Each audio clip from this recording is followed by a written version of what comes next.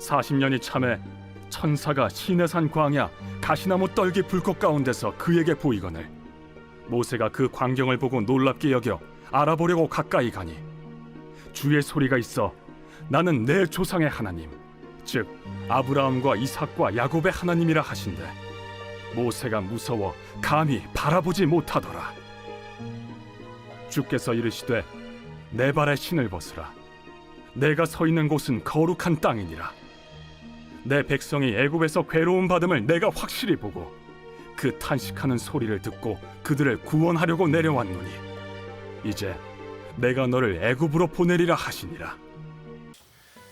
사랑하는 성도 여러분, 2025년 한장로교회 우리 사순절 함께 좀 보내고 있습니다.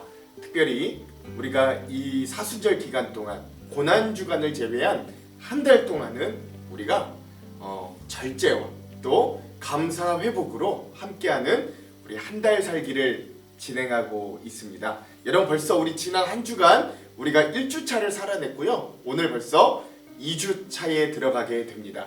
이 사순절 주님의 고난 또 주님의 우리를 향한 희생들을 우리가 묵상하면서 우리가 가지고 있던 옛사람의 불평과 원망 또 다른 이들을 향한 미움과 다툼들을 절제해보고요.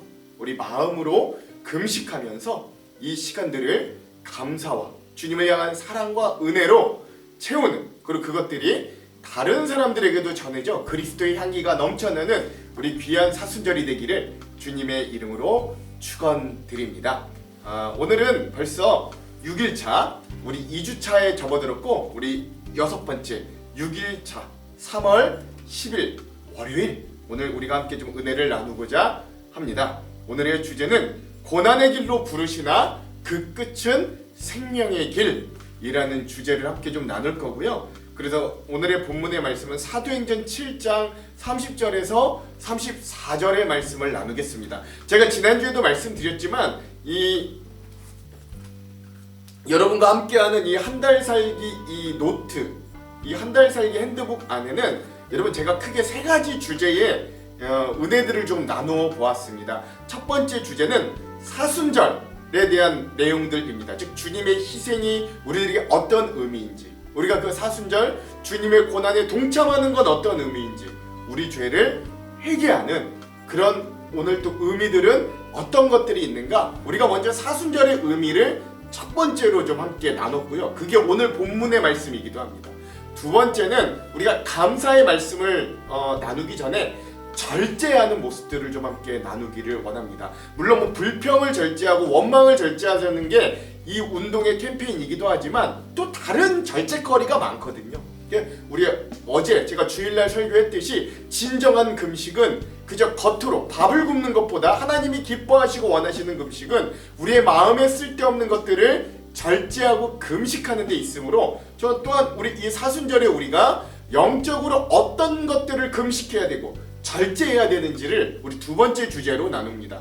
그리고 이제 가장 많은 세 번째가 정말 이제 감사를 어떻게 회복하는가, 우리가 어떤 것들에 감사해야 할 수 있고 어떤 것들에 감사해야 하는 것들을 좀 많이 이제 반 정도는 그렇게 감사 회복에 나누는 이런 세 가지 큰 주제가 있다는 걸 여러분이 아시면서 함께 좀 나눴으면 좋겠고, 오늘은 둘째 주의 첫 번째 월요일이기 때문에 우리 사순절의 의미 중에 고난의 길로 우리를 부르시나 그 끝은 생명의 길이라는 주제로 함께 좀 나누기를 원합니다. 여러분 앞서 듣고 오셨겠지만 오늘 본문의 말씀은 사도행전 7장 30절에서 34절의 말씀입니다. 여러 겹으로 이 말씀은요 여러 겹으로 겹겹이 쌓여 있는 말씀, 양파 같은 말씀이라고 할 수 있어요. 오늘의 말씀은 그 유명한 스데반 집사님의 설교입니다. 그러니까 그냥 딱 읽고 들었을 때는 모세의 이야기 같지만 사실 스데반 집사님이 모세의 이야기를 설교로 했던 것이죠.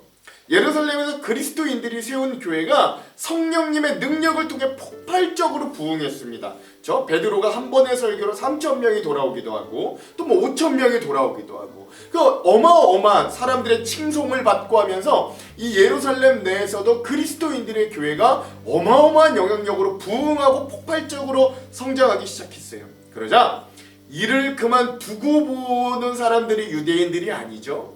이 유대인들의 박해가 대대적으로 일어나기 시작하였습니다. 그 가운데 안타깝게도 초대교회 일꾼으로 세워진 7집사 중에 한 명인 스데반 집사가 유대인들에게 붙잡히게 되었어요.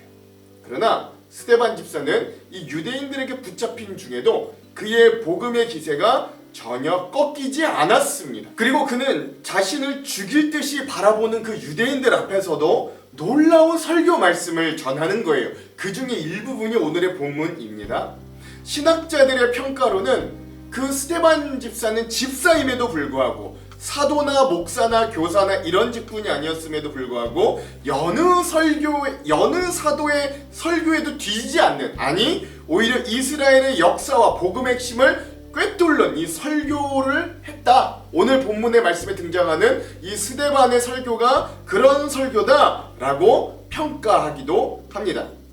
스데반 집사님은 억울한 죄명을 뒤집어 쓴 채 공회로 끌려와서 변론의 자리에 서게 되지요. 이때 공회원들에게 말을 좀 곱게 잘하면 큰 공경 없이 풀려날 수도 있고 또 다음 기회를 좀 도모할 수도 있었습니다. 일반적으로는 이런 걸 우리가 좀 지혜로운 처신이라고 하죠.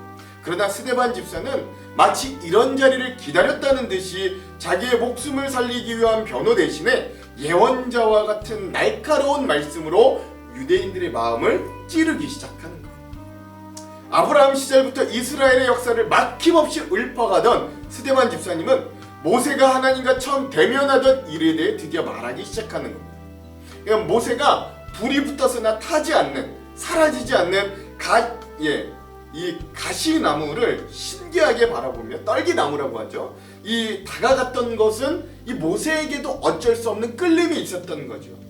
출애굽의 역사는 모세의 의지가 아니라 그런 하나님의 끌으심, 이끄심, 부르심에 있었다는 것입니다. 인생의 방향 중에 80세의 부르심을 받았던 모세는 결국 하나님의 백성을 인도하고 또 가나안 땅으로 가는 여정 중에 대부분을 광야에서 방황하고 살아야 하는 운명을 쥐게 되었습니다. 뭐 때문에? 주님이 그를 부르심 때문에. 모세는 이스라엘 백성이 하나님의 백성과 나라로 세워지기 위해 그 나라의 헌법과 같은 십계명, 즉 율법을 받았는데 그 율법의 시초인 십계명을 받기까지 40일을 금식하며 나아갔으나 그가 하나님께 십계명을 받고 내려와 처음으로 보았던 모습은 이스라엘 백성들이 금송아지를 만들어 우상 숭배하던 모습이었습니다.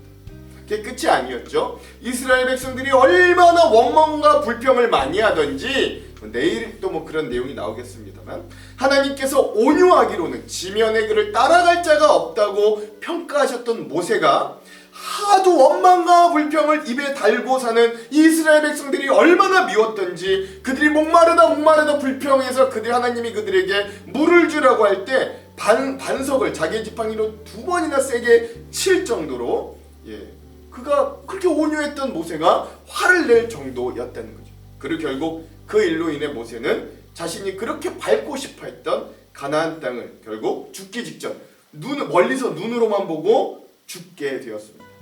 그러나 그런 모세의 정신과 헌신은 결국 이스라엘이 하나님의 제사장 나라와 백성으로 나아가는데 가장 큰 밑거름이 되었고 이스라엘은 온 세상에서 유일하게 하나님의 법으로 살아가는 놀라운 나라로 서게 되었던 거예요.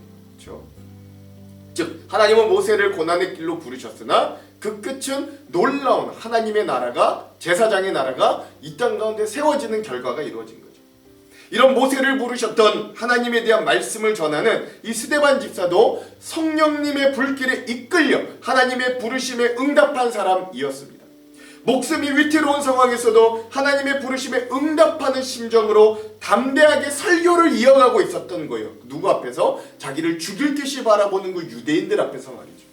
그러나 결국 이 설교의 마지막은 그들이 돌로 쳐 죽임을 당하는 순교, 즉 고난의 길이었습니다. 오늘 우리도 나름대로 좋은 마음과 선한 목적을 가지고 예수님을 믿다가도 우리의 삶에 갑자기 찾아오는 고난에 적지 않은 당황을 하기도 합니다. 스데반 집사님처럼 믿음대로 살려고 애쓰다가 큰 손해와 실패를 당하게 될 수도 있습니다. 주님이 지셨던 십자가가 오늘 우리를 피해갈 리가 없기 때문입니다. 왜? 우리도 그 길을 따라가니까요. 그래서 그런 고난과 어려움 가운데 처한 우리 그리스도인들은 그때 하나님께 이렇게 좀 원망하고 질문할 수 있어요. 하나님, 이렇게 고난의 길로 가게 하시려고 나를 믿음의 길로 부르셨습니까? 하나님, 이렇게 불편하고 어려운 길로 가게 하시려고 나를 믿음의 길로 가도록 이렇게 인도하셨습니까? 라고 말입니다. 그러나 오늘 말씀에 등장하는 스데반 집사도, 그가 설교하며 이야기했던 모세도, 그리고 스데반 집사가 이렇게 이야기하면서 최종적으로 전하고 싶었던 예수 그리스도도 사실은 모두 하나님께 부르심을 받고 난 이후에 그들에게 주어졌던 길은 고난의 길이었던 거예요. 그리고 스데반과 예수님은 그 부르심으로 인해 심지어 죽음을 당하게 되었습니다. 그러나 우리 그리스도인들의 소망은 그 고난과 죽음의 실패에 머무르지만은 않습니다. 고난의 길로 부르시나 그 끝은 생명의 길임을 오늘 우리가 꼭 기억할 수 있어야 되는 거죠. 왜 그러는가? 이제부터 한번 잘 들어보십시오. 스데반 집사님은 흉악한 유대인들에 의해서 결국 돌에 맞아 죽지만, 그는 죽음 가운데서도 천사의 얼굴을 하며 돌을 들고 자기에게 던지는 이 유대인들에게 잊지 못할 인상과 충격을 남깁니다. 그 자리에 함께 있던 자 중에 하나가 율법에 누구보다 열심이었고 그리스도인들을 잡아 넘기던 사울이라는 청년이었는데, 많은 성경학자들은 그 자리에서 그런 스데반의 모습을 사울이 보며 그 스데반의 옷을 들고 있던 사울이 적지 않은 충격을 받고 이렇게 속으로 물어봤을 거라 그래요. 도대체 저들은 무엇 때문에 저렇게까지 하는가? 그런 의문을 가지며 다메섹 도상으로 가던 도중 예수님을 만나게 되었다라고 이야기합니다. 즉 스데반의 죽음과 고난은 그가 그것으로 허무하게 끝난 게 아니라 사울을 바울되게 하는 놀라운 통로가 되어 예수 그리스도의 복음이 사울에서 바울되었던 그 자에게로 들어가 세계 만방에 퍼지는 하나의 미랄이 되었던 거예요. 그렇죠? 부르심의 고난의 길이 결국 생명이 만방으로 퍼지는 놀라운 생명길이 되었던 거죠. 그리고 결국 그 스데반 집사가 전하고 싶었던 예수님의 고난과 죽음은 말할 것도 없었습니다. 예수님은 공생의 처음부터 40일을 금식하며 사단에게 시험을 받고 사역을 시작하셨어요. 사역하는 내내 자신은 머리 둘 것도 없는 가난한 삶을 살아내셨고, 바리새인들에게 둘러싸여 항상 인격적인 무시와 공격을 당했고, 심지어 죽음의 위협도 시시때때로 당하며 사셔야 했습니다. 그리고 결국 그 마지막은 골고다 언덕에서 십자가를 지고 올라가 죽으시는 결과를 맞이했어요. 그러나 그 죽음은 마지막이 아니라 놀라운 부활의 서막이 되었고, 부활하신 예수님은 결국 인류를 구원하시는 구주, 성경에서는 그리스도, 메시아가 되셨습니다. 이렇게 공회 앞에 선 스데반의 담대한 모습을 떠올리다 보면 우리들은 그리고 그가 말했던 부름받았던 모세, 그리고 예수님의 모습이 이렇게 겹쳐 보이는 거죠. 그래서 오늘 본문이 양파처럼 겹겹이 있다는 거예요. 스데반 집사님은 충분히 피할 기회가 있었음에도 그 겹길을 택하지 않고 고난의 길을 그대로 걸었던 모습이 예수님과 닮았습니다. 스데반 집사님에게는 살고 싶다는 유혹과 다음을 기약하자는 고민이 왜 없었을까요? 그도 있었겠죠. 사람인데. 예수님이 겟세마네 동산에서 십자가의 길을 두고 고뇌하며 기도하셨듯 말입니다. 하지만 예수님은 하나님의 구원 계획에 순종하며 결국 그 고난의 길, 고난의 잔을 피하지 않으셨어요. 내 원대로 마시고 아버지 뜻대로 하옵소서 하였죠. 그 길이 온 백성을 살리는 생명의 길이기 때문에 그렇습니다. 스데반 집사님도 하나님의 부르심에 응답하듯 그 고난의 길을 자처했던 거예요. 그 길이 복음을 전하는 생명의 길이었기 때문입니다. 하나님은 우리를 고난으로 이끄시는 것 같으나 때론 그 실상의 끝은 생명의 길입니다. 목숨을 걸고 애굽 왕 바로와 담판을 지어야 했던 모세, 공회 앞에 끌려와 죽음을 각오하고 예수의 복음을 전하였던 스데반 집사님, 십자가의 고통을 하시면서도 묵묵히 그 길을 걸어가셨던 예수님이 그랬듯 말입니다. 세상을 구원하기 위해 누군가를 부르시고 고난의 길을 걷게 하시는 게 만약 하나님의 섭리라면 이 부르심에 우리도 순종할 준비가 되어 있어야 합니다. 오늘 우리는 사순절을 살아갑니다. 이 기간은 주님의 고난과 죽으심의 희생을 깊이 묵상하고 동참하는 기간이지요.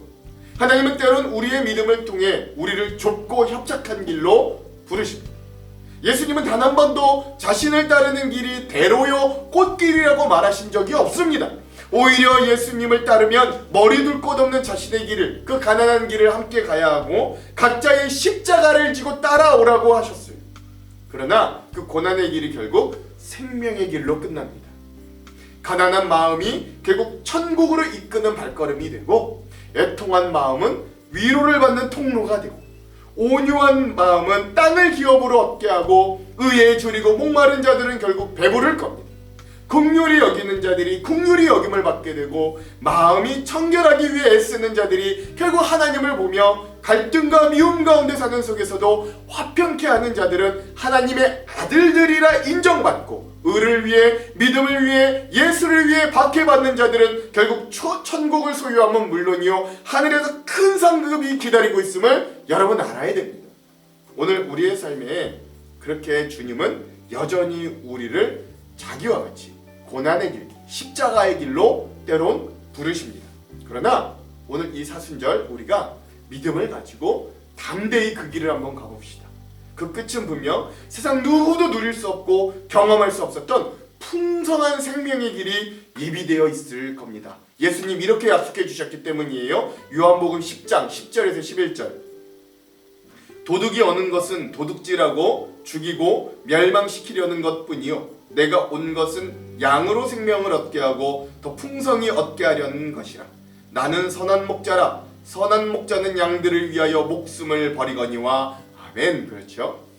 그러므로 오늘 하루도 이 사순절 한 달 살기 우리 6일차에 우리가 주님의 고난을 깊이 묵상하며 각자의 십자가를 담대히 져보고 예수님을 따라 사는 우리 귀한 하루 되시기를 주님의 이름으로 축원드립니다. 기도할게요. 하나님, 오늘 이 땅의 구원 사역을 완성하기 위해 연약하고 부족한 우리를 불러주시니 감사합니다. 오늘 우리를 보내시는 그 길이 고난의 길일지라도 그 끝이 생명의 길임을 알게 하시고, 오늘 우리가 주님을 따라 각자의 십자가를 지고 믿음으로 그 길을 순종하게 하여 주시옵소서. 하나님, 오늘 우리는 많이 연약합니다. 두렵습니다. 이 믿음을 지키기도, 내 믿음 하나 지키기도 사실 버겁습니다. 그럼에도 주님을 의지합니다. 우리에게 힘주시고 능력 주시는 성령님의 은혜를 구합니다. 우리를 휘감아 우리를 잠가버리시는 저 십자가의 놀라운 사랑과 은혜를 다시 한번 구합니다.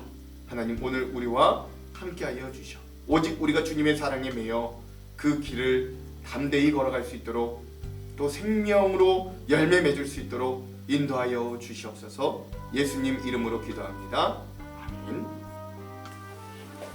오늘 만나방이 이 묵상하는 모습을 공유하고 감사의 제목 또는 가능한 범위에서 묵상 내용을 공유해 주실 분들은 바로 우리 교회 성가대와 청년 목장, 우리 청년들입니다. 오늘 우리 성가대와 청년 목장 기대할 테니까 꼭 되도록 많이 공유해 주시기를 부탁드립니다. 내일 예고해 드리자면 내일은 우리 교회 권사님들의 차례다. 내가 권사로 불린다 그러면 다 하시면 됩니다. 내일 예고해 드립니다. 오늘은 이 영상 이후에 히즈윌의 광야를 지나며 함께 찬양을 듣고 영상을 마무리하도록 하겠습니다. 그럼 사랑하는 성도 여러분, 오늘 불평은 금식하고 감사와 은혜는 풍성하게 누리는 귀한 하루 되시길 소망합니다. 사랑하고 축복합니다. 화이팅!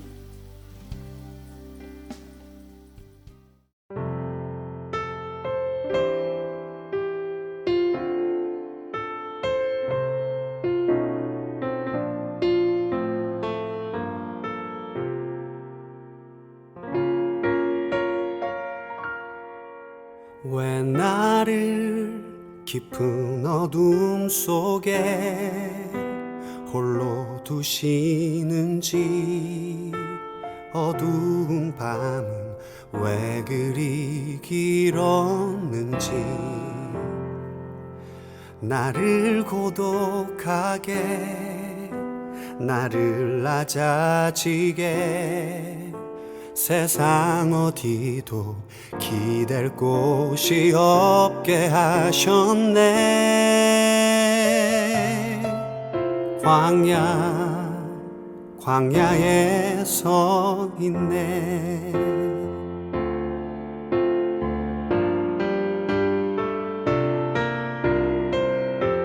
주님만 내 도움이 되시고 주님만 내 빛이 되시는 주님만 내 친구 되시는 광야.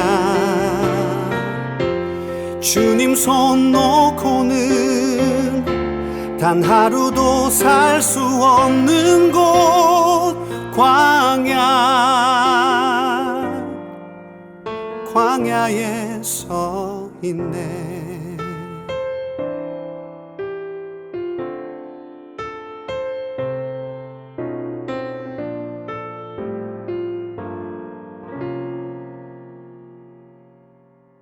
왜 나를 깊은 어둠 속에 홀로 두시는지, 어두운 밤은 왜 그리 길었는지,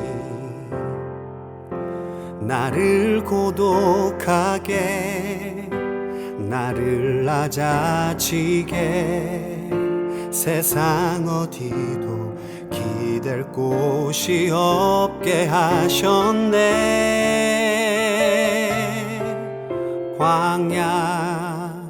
광야에 서 있네.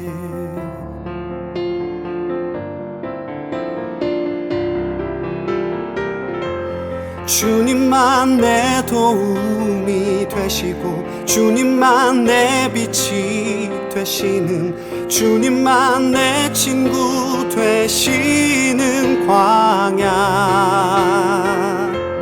주님 손 놓고는 단 하루도 살 수 없는 곳 광야.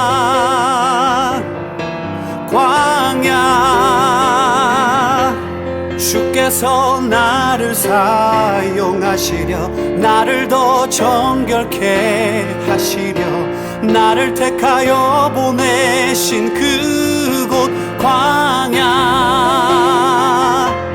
성령이 내 영을 다시 태어나게 하는 곳 광야. 광야에 서 있네.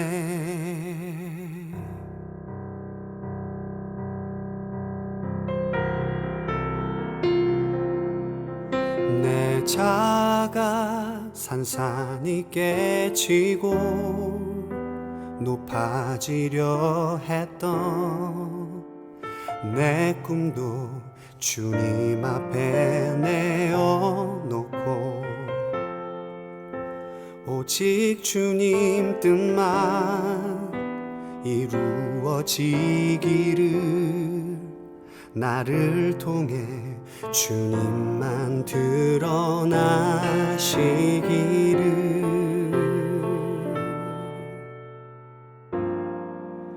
광야를 지나며